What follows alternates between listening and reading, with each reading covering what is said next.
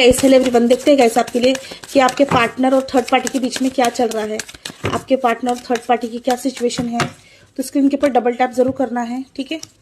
Okay, may be अगर आपके partner ने थर्ड पार्टी से शादी की है तो उनकी शादी टूटने वाली है यहाँ पर, ठीक है। अगर ऐसा नहीं है, शादी नहीं है यहाँ पर, तो मुझे ऐसा लगता है कि थर्ड पार्टी और आपके पार्टनर के बीच में हार्ट ब्रेक एनर्जीज चल रही है।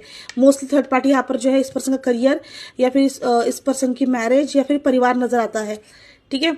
यस, जिसके चलते पर्सन जो है कितनी ही मेहनत कर ले, ठीक है, लेकिन वो चीज़ें हील नहीं हो पा रही, या थर्ड पार्टी इस चीज़ को जो है प्रॉब्लम क्रिएट कर रही है यहाँ पर, ठीक है। जिसके चलते आपके पार्टनर कहीं ना कहीं डिस्टर्ब है, बर्डन में है, डिसहार्ट एनर्जीज में है, ठीक है।